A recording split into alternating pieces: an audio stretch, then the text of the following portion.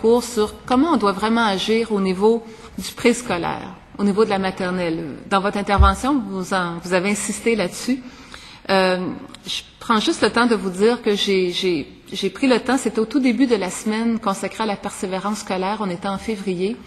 Je me suis rendue à la commission scolaire Rivière-du-Nord pour aller assister en classe à l'expérience pédagogique, à l'exercice pédagogique que faisait une professeure à ce moment-là autour d'un projet mené au sein de la commission scolaire Rivière-du-Nord qui s'appelle la forêt de l'alphabet. Merci.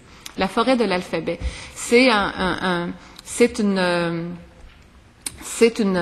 comment je dirais ça, une façon de faire, une pratique qui a même fait l'objet de reportages parce que cette commission scolaire-là, en mettant en place cette dynamique-là autour de la forêt de l'alphabet, a connu un taux de réussite qui s'est amélioré.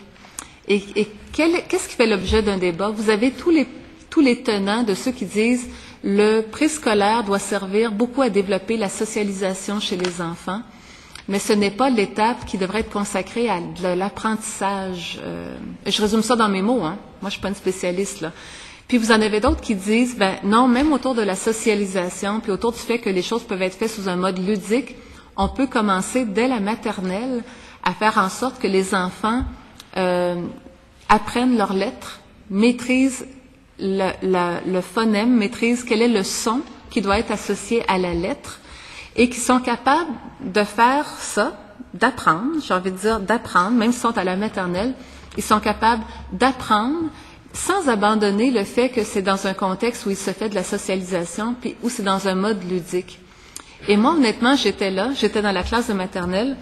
J'ai vu les enfants, quand la titulaire de la classe de maternelle a dit « C'est maintenant l'heure de la forêt de l'alphabet ».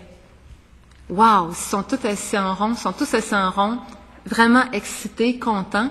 Et là, j'ai vu le principe de l'apprentissage, c'est le fait que la professeure répète, comme moi, là. Non, répète régulièrement. Chaque lettre est identifiée à un personnage, à une histoire, et elle apprend à l'enfant la lettre telle que écrite est associée à quel son. Et ça dure une vingtaine de minutes, 15 minutes, 20 minutes au maximum. Et vous savez quoi? Les enfants apprennent facilement à reconnaître le B et à être capable de faire le son associé au B, etc., etc., etc.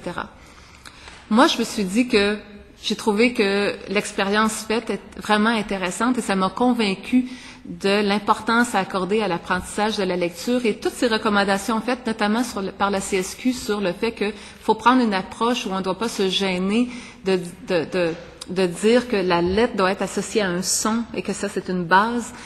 Ça semble évident quand je le dis comme ça, mais enfin, il y a toutes sortes de théories autour de ça.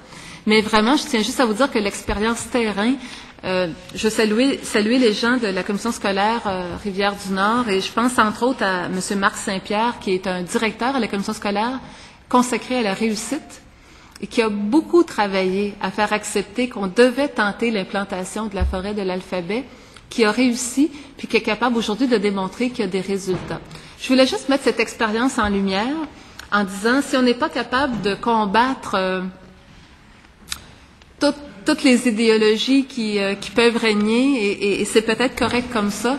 Je pense honnêtement que la CSQ, dans les propositions qu'elle nous faisait, ne se trompait pas.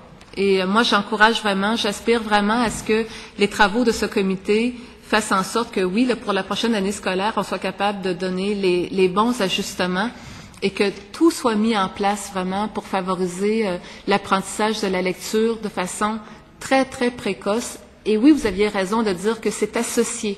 On est capable de dire que c'est un des déterminants de la réussite, puis que de faire cette différence-là, notamment dans la vie des jeunes garçons, c'est faire une grande différence dans leur réussite.